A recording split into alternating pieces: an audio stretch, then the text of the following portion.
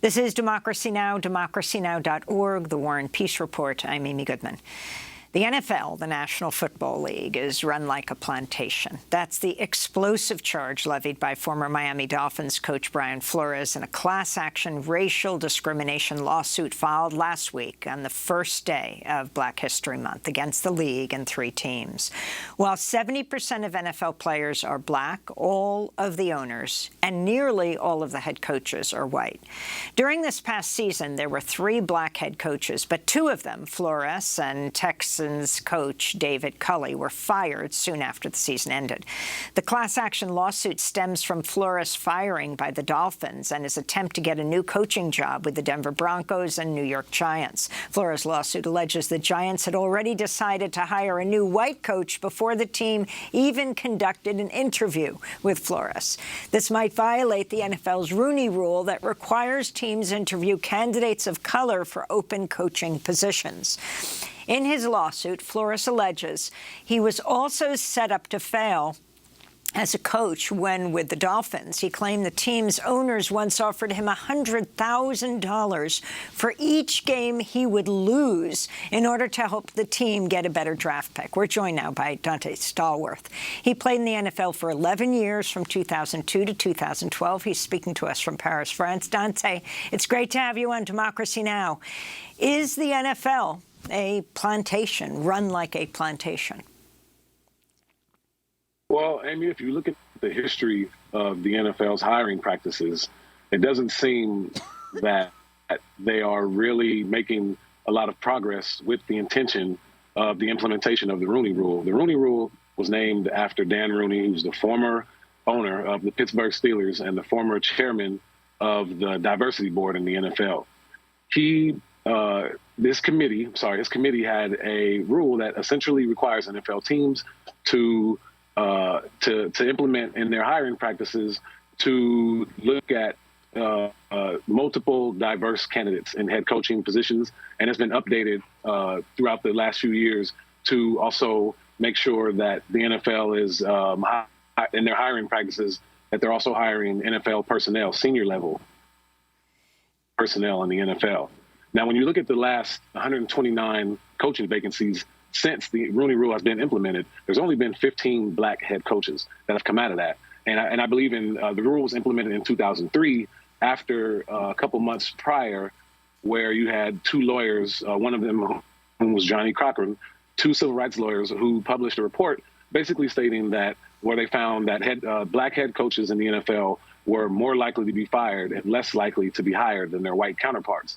And this thing has moved up throughout, not just in the NFL, but it's kind of shifted throughout even politics. I remember in 2005, former President Obama had urged tech leaders to adopt their own type of Rooney Rule that would encourage them and urge them to hire more minorities and more women in senior level positions in the tech field. And so when you look at what the NFL has tried to do, the implementation of the Rooney Rule in its inception was well-intentioned, but it hasn't really, especially as of late in the last 4 or 5 coaching cycles, it hasn't really lived up to the billing of what the Rooney Rule was, what the Rooney Rule was for, and the legacy of Mr. Rooney.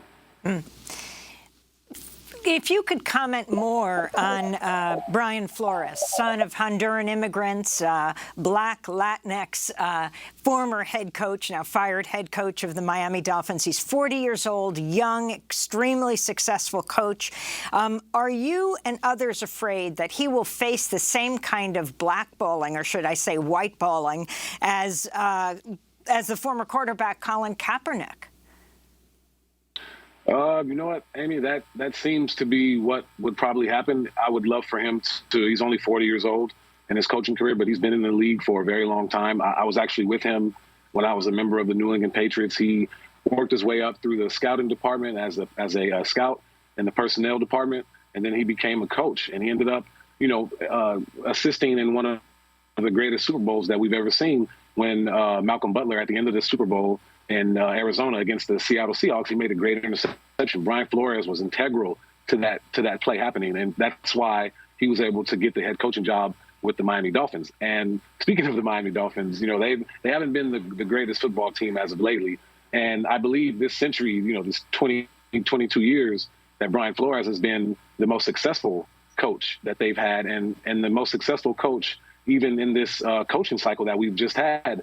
And yet here he is on the sidelines, not participating as a head coach, but now filing a lawsuit because of what he alleges as discriminatory practices. Now, we know that the NFL, again, hasn't had the greatest record with their hiring practices, but I know the NFL has obviously tried to make efforts, and especially after the George Floyd, they were kind of pushed by the players to do more in the diversity field, to do more backing the players with human rights issues, different issues on race and things like that. So the NFL is now in a position where they're going to have to defend these claims against them. And I don't know how well it's going to go for Brian Flores. I wish him the best. He's a great guy, a great coach, and he deserves an opportunity. He's worked and earned that opportunity. But the NFL is obviously going to dig its heels in, and hopefully at the end of this, Brian Flores can continue his coaching, but we can also see some changes in the NFL and in the Rooney Rule, and maybe even revamp them and make more rules. But at the end of the day, Amy, these rules and these regulations are all tied to the owners. The decision makers are the owners, the team owners, and the responsibility for the diversity in the NFL essentially lies at the doorstep of these team owners. By the way, the Miami Dolphins just announced that they have hired chief coach Mike McDaniel from the 49ers, who calls himself multiracial. I'm sure he has a lot to thank Flores for in that announcement that's coming right before the Super Bowl. Now, the NFL Commissioner Roger Goodell is going to give his State of the NFL address on Wednesday before the Super Bowl. What do you want to hear him say? What are your demands of him, Donté? We have a minute. I would love to hear Roger speak more about what the NFL will do moving forward. We all know the record that the NFL has with hiring black coaches in the past, even since the Rooney Rule has been implemented.